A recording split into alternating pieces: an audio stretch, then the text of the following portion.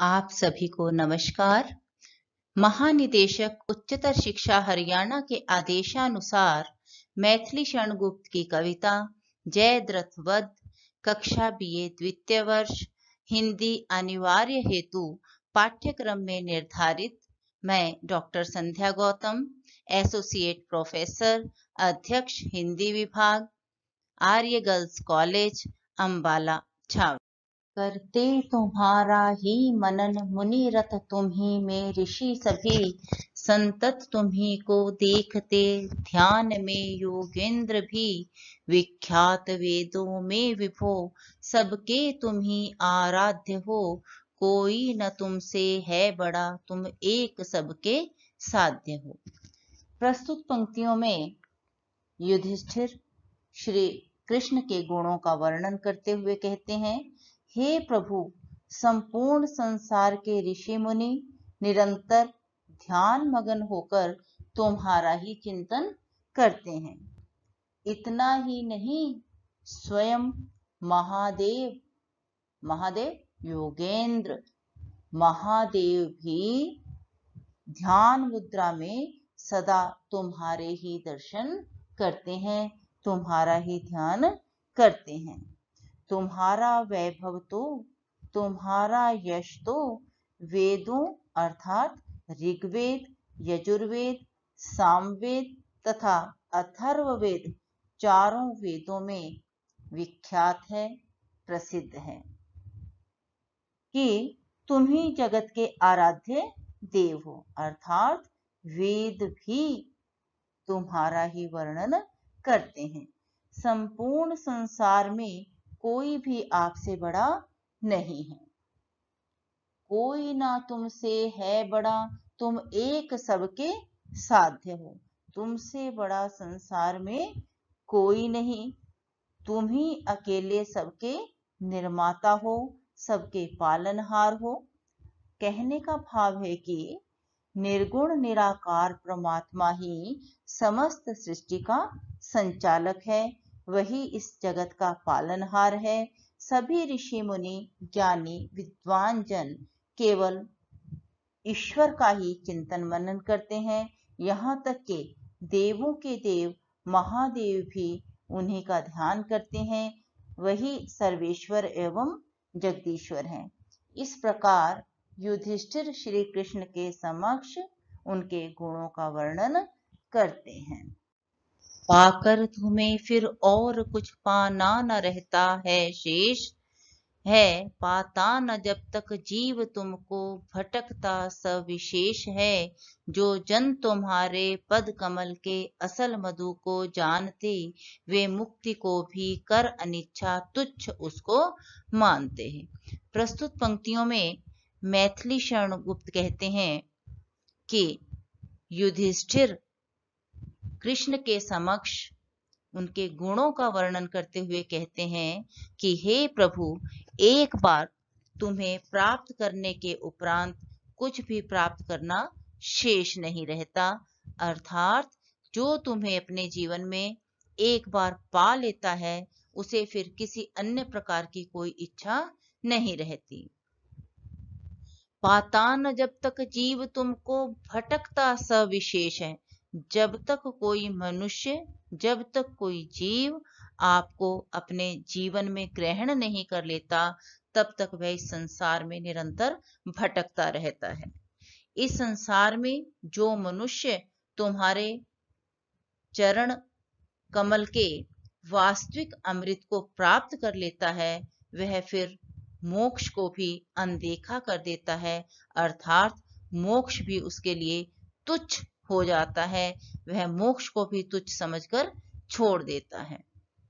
हे प्रभु, इस संसार में तुम्हारे अतिरिक्त और कोई भी मुक्ति की कामना नहीं करता। प्रत्येक मनुष्य आपको ही पाना चाहता है, वे मुक्ति को भी कर अनिच्छा तुच्छ उसको मानता, अर्थात जिसे कृष्ण मिल गए उसे मुक्ति की भी कोई इच्छा नहीं होती, उसके लिए मुक्ति भी तुच्छ छोटी वस्तु हो जाती है।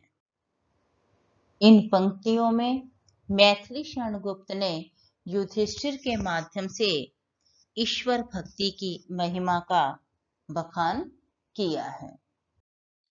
हे सच्चिदानंद प्रभो, तुम नित्य सर्व सशक्त हो, अनुपम अगोचर शुभ परात्पर ईश्वर अव्यक्त हो, तुम ध्येय गे अजय हो, निज भक्त पर अनुरक्त हो, तुम भव विमोचन पद्मलोचन पुण्य पद्मासक्त हो। प्रस्तुत पंक्तियों में मैथिली शरण गुप्त ने भगवान श्री कृष्ण के विविध रूपों का वर्णन करते हुए उनके प्रति अपनी भक्ति भावना को व्यक्त किया है। इस भाव को उन्होंने युधिष्ठिर के माध्यम से व्यक्त किया है। युधिष्ठिर श्री कृष्ण को कहते हैं, हे सच्चिदानंद प्रभु, हे सत चित व आनंद स्वरूप ईश्वर, तुम नित्य हो, सर्व सशक्त सबसे शक्तिशाली हो, तुम अनुपम हो, उपमा विहीन हो, अर्थात आपकी उपमा किसी से नहीं दी जा सकती।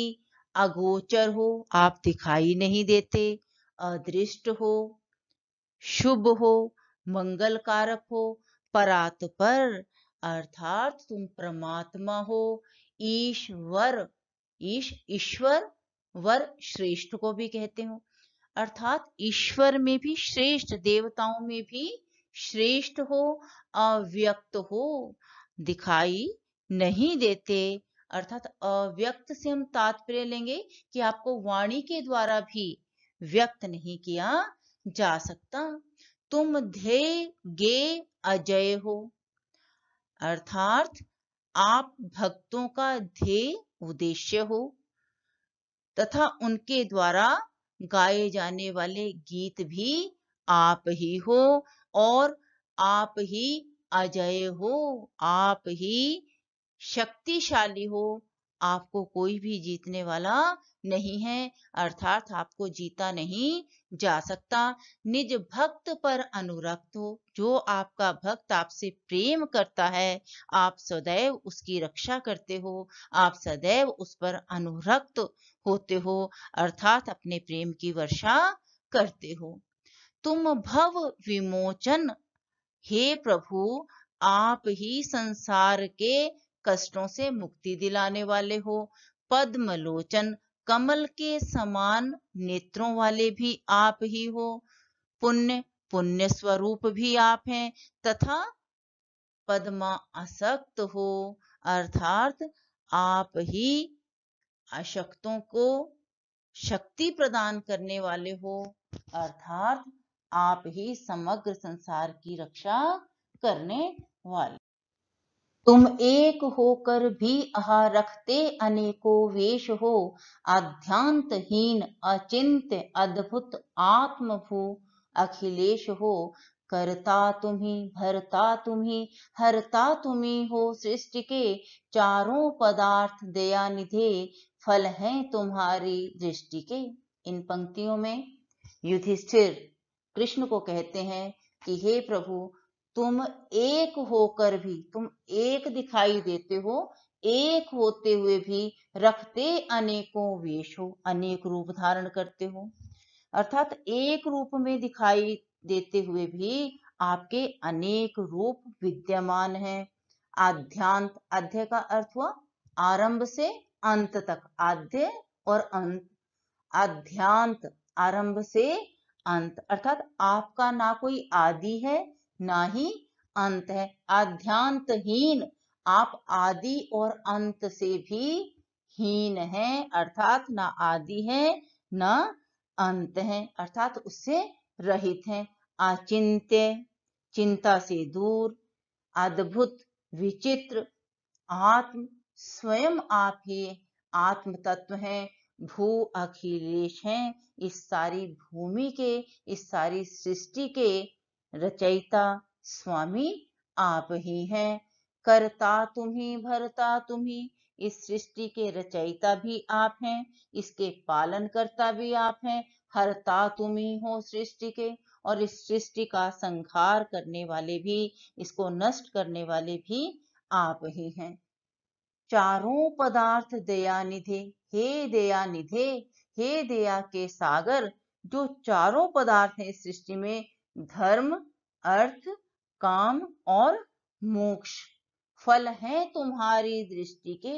ये चारों पदार्थ तुम्हारी दया दृष्टि के परिणाम स्वरूप ही प्राप्त होते हैं, अन्यथा इन्हें प्राप्त नहीं किया जा सकता है। हम देखते हैं कि इन पंक्तियों में मैथिली शरण गुप्त ने ईश्वर के एक होने परंतु उनके अनेक रूपों में विद्यमान होने की भी बात कही है। हे ईश बहु उपकार तुमने सर्वदा हम पर किए, उपहार प्रत्युपकार में क्या दें तुम्हें इसके लिए, है क्या हमारा सृष्टि में यह सब तुम्ही से है बनी, संतत ऋणी है हम तुम्हारे, तुम हमारे हो धनी।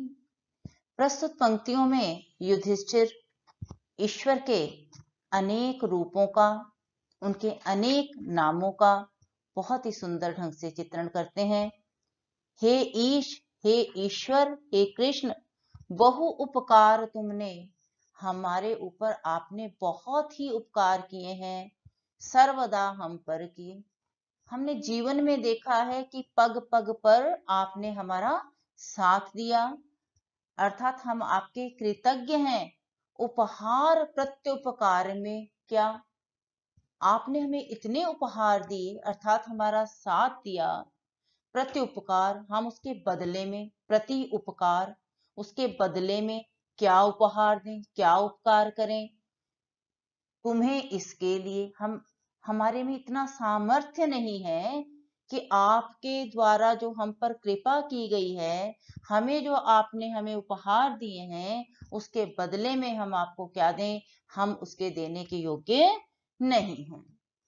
है क्या हमारा सृष्टि में यह सब तुम्ही से है बनी, हम क्या उपहार दें, क्योंकि ये सारी की सारी सृष्टि की रचना तो आपने की है क्या हमारा सृष्टि में, हमारा तो इस सृष्टि में कुछ भी नहीं है, यह सब तुम्ही से है बनी, सारी सृष्टि के रचनाकर्ता आप ही हैं। संतत ऋणी हैं हम तुम्हारे, तुम हमारे हो धनी। जितने भी संत जन हैं, जितने भी आपके सेवक हैं, जितने भी आपके भगत हैं, सब आपके ऋणी हैं, तुम्हारे, तुम हमारे हो धनी, क्योंकि आप हमारे धनी हो, आप ही हमारे स्वामी हो। इस प्रकार हम देखते हैं कि युधिष्ठिर कहते हैं कि भगवान कृष्ण ने तो सदा ही असंख्य उपकार किए, हम उनके सदैव ऋणी रहेंगे, हम उन्हें बदले में कोई भी उपहार देने के योग्य नहीं है, क्योंकि कृष्ण तो हमारे स्वामी। जय दीन बंदो सौख्य सिंधो, देव देव दयानिधे, जय जन्म मृत्यु विहीन शाश्वत, विश्व वंद्य महाविधे, जय पूर्ण पुरुषोत्तम जनार्दन जगन्नाथ जगत गते, जय जय विभु अच्युत हरे मंगलमते मायापते। प्रस्तुत पंक्तियों में युधिष्ठिर श्री कृष्ण को संबोधित करते हुए कहते हैं, हे दीनों के सहोदर, हे दीनों के सखा, तुम समुद्र को सोखने वाले हो, या हम कहें सुखों के सागर हो, कुछ भी अर्थ लिया जा सकता है। देव देव दयानिधि, देवताओं के भी देवता, कृपा के सागर, दया के सागर, जय जन्म मृत्यु विहीन, जन्म और मृत्यु से रहित, विश्व वंद्य, समग्र विश्व द्वारा वंदनीय, महाविंध्य अर्थात संसार के द्वारा वंदनीय हो, जय पूर्ण पुरुषोत्तम, जय जयकार की है उन्होंने, किसकी की है, पूर्ण पुरुषोत्तम, पुरुषों में उत्तम हो, पूर्ण हो, जनार्दन हो, जगन्नाथ हो, इस जगत के स्वामी हो, जगत गते, इस जगत को गतिमान करने वाले हो, जय जय विभो, हे ब्रह्म, हे ईश्वर, आप तो सदैव अच्युत हरे, अर्थात कल्याण करने वाले हो, अर्थात कहने का तात्पर्य मोक्ष प्रदान करने वाले हो, तुम्हारी जय हो।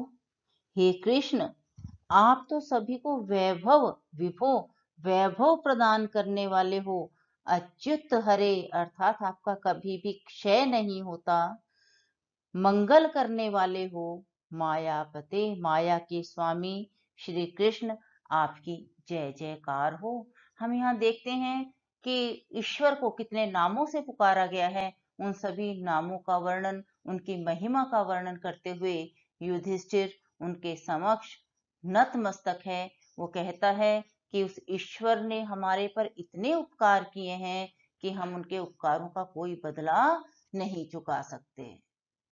कहते हुए यो नृप युधिष्ठिर मुग्ध होकर रुक गए, तत्क्षण अचेत समान फिर प्रभु के पदों में झुक गए। बढ़कर उन्हें हरि ने हृदय से हर्षयुक्त लगा लिया, आनंद से सत प्रेम का मानो शुभालिंगन किया। प्रस्तुत पंक्तियों में जब युधिष्ठिर श्री कृष्ण के गुणों का वर्णन कर रहे हैं और गुणों का वर्णन करते हुए प्रभु की जय जयकार करते हुए मंत्रमुग्ध होकर आनंदित होकर रुक गए। उसी समय मूर्छित के समान होकर प्रभु श्री कृष्ण के चरणों में झुक गए। तत्क्षण अचेत, उसी समय अचेत से तात्पर्य मूर्छित होकर, अचेत होकर प्रभु श्री कृष्ण के चरणों में झुक गए। बढ़कर उन्हें हरि ने हृदय से हर्ष युक्त लगा लिया। तभी श्री कृष्ण ने भाव विभोर होकर युधिष्ठिर को उनकी विनम्रता और भक्ति भावना को देखते हुए अपने हृदय से लगा लिया। उनके इस भाव को, इस दृश्य को देखकर ऐसा प्रतीत हो रहा था मानो प्रभु ने आनंद से सच्चे प्रेम का शुभ आलिंगन किया हो। अर्थात युधिष्ठिर की विनम्र भक्ति भाव एवं प्रेम भावना को देखकर प्रभु श्री कृष्ण अत्यंत प्रसन्नचित हो उठे और उन्होंने आनंद भाव से युधिष्ठिर को गले से लगा लिया। आनंद से सत प्रेम का, आनंद और सत प्रेम, आनंद कृष्ण, सत प्रेम युधिष्ठिर का प्रेम, अर्थात ऐसा लग रहा था कि मानो आनंद और प्रेम का मंगलमय पवित्र मिलन हो रहा है। तो यहाँ पर कृष्ण और युधिष्ठिर के मिलन को भावों के रूप में देखा गया है, आनंद और प्रेम का, जो सबके लिए ही पवित्र और शुभ था। वह भक्त का भगवान से मिलना नितांत पवित्र था, प्रत्यक्ष ईश्वर जीव का संगम अति विचित्र था। मानो सुकृत आकर स्वयं ही शील से थे मिल रहे, युग श्याम गौर सरोज मानो साथ ही थे खिल रहे। प्रस्तुत पंक्तियों में मैथिली शरण गुप्त ने श्री कृष्ण व युधिष्ठिर के मिलन के दृश्य का बड़ा ही अलंकृत रूप से चित्रण किया है। इन पंक्तियों में कवि कहता है कि भक्त युधिष्ठिर का भगवान श्री कृष्ण से प्रेम भाव के साथ मिलना पूर्ण रूप से पवित्र था। साक्षात रूप में भगवान श्री कृष्ण व जीवन युधिष्ठिर का मिलन अत्यंत अद्भुत था। उस दृश्य को देखकर ऐसा लग रहा था मानो स्वयं सुकृत अच्छे कार्य, सुकृत अच्छी कृतियां करने वाला, रचना करने वाला ईश्वर शील भाव से मिल रहा है, या इसे हम ऐसा कहें श्याम गौर, श्याम और गौर, श्याम वर्ण कृष्ण और गौर वर्ण युधिष्ठिर रूपी दो कमल एक साथ खिल रहे थे, आनंदित हो रहे थे। तो यहाँ पर कृष्ण और युधिष्ठिर के मिलन का, आनंद और प्रेम के मिलन का बड़ा ही जीवंत और सुंदर वर्णन किया है। करने लगे सब तब आनंद से जय नाद यूं, त्रैलोक्य को हो दे रहे निर्भय विजय संवाद जो, अन्यत्र दुर्लभ है भुवन में बात यो उत्कर्ष की, सचमुच कहीं समता नहीं है भव्य भारत वर्ष की। प्रस्तुत पंक्तियों में युधिष्ठिर और श्री कृष्ण के मिलन के पश्चात पांडव पक्ष के लोगों में एक आनंद की लहर दौड़ गई और चारों तरफ जयनाद सुनाई देने लगा। उस जयनाद के स्वर से ऐसा लग रहा था मानो सब लोग आनंदित होकर ऐसे जय जयकार करने लगे मानो जैसे तीनों लोक पृथ्वी, आकाश तथा पाताल को निडरता का संदेश दे रहे हों या उसे निर्भय कर रहे हों। कवि अपने भारतवर्ष के उत्थान का गुणगान करते हुए कह रहा है कि संपूर्ण सृष्टि में अन्यत्र दुर्लभ है भुवन में, भुवन सृष्टि को कहेंगे, संपूर्ण सृष्टि में ऐसे उत्थान की बात मिलनी कठिन है। बात यो उत्कर्ष की, ऐसे उत्कर्ष की, ऐसे उत्थान की बात मिलना दुर्लभ है, कठिन है। सचमुच कहीं समता नहीं है भव्य भारतवर्ष की। वास्तव में यह हमारा प्यारा भारतवर्ष अत्यंत अनूठा एवं भव्य है।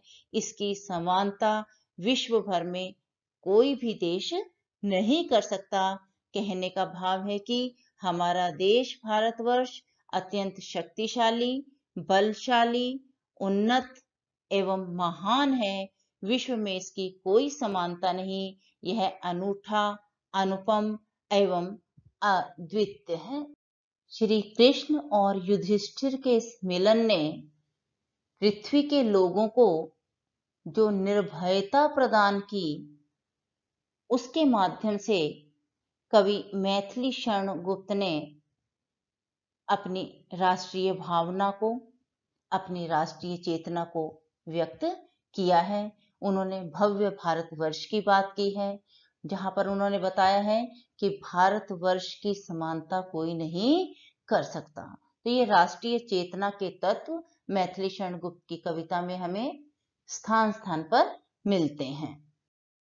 दुख दुशालादिक का अभी कहना यद्यपि अवशिष्ट है, पर पाठकों का जी दुखाना अब न हमको इष्ट है।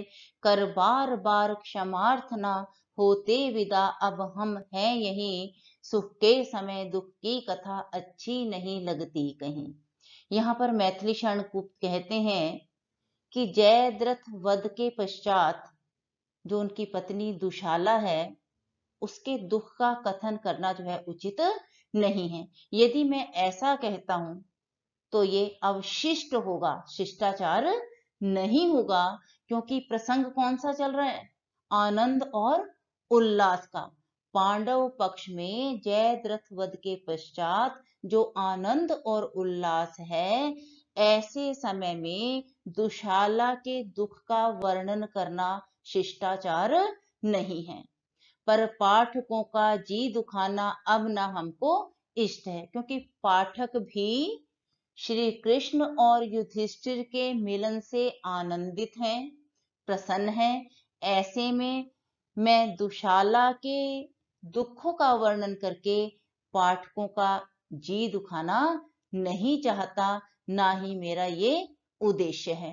कर बार बार क्षमार्थना होते विदा अब हम यहीं, इसलिए मैं बार बार क्षमा प्रार्थना करते हुए आपसे विदाई लेता हूं। सुख के समय दुख की कथा अच्छी नहीं लगती कहीं। यदि हम सुख के क्षणों में दुख की बातें लेकर बैठ जाएं, वो कभी भी शोभा नहीं देती। तो इस प्रकार इन पंक्तियों में हम देखते हैं कि कवि मैथिली शरण गुप्त ने पौराणिक प्रसंग को आधुनिक संदर्भों से जोड़ने का सफल प्रयास किया है। अभी आपने जयद्रथ वध कविता पढ़ी, अब इसके प्रश्न अभ्यास को करें। इसके प्रश्नों को कॉपी पर लिखें, याद करें। इन प्रश्नों में अंतिम प्रश्न कला पक्ष है। कला पक्ष के अंतर्गत भाषा से संबंधित सभी पॉइंट्स को, सभी बिंदुओं को ध्यान से देखें। जैसे भाषा, किस प्रकार के शब्द हैं, तत्सम, तद्भव आदि, शब्द शक्ति, काव्य गुण, अलंकार आदि। जयद्रथ वध कविता को समझने के लिए इसके भाग 1 को ध्यान से सुने, उसके सार और विशेष की बातों को, और उसके साथ इस कविता को अच्छे से पढ़ें। धन्यवाद।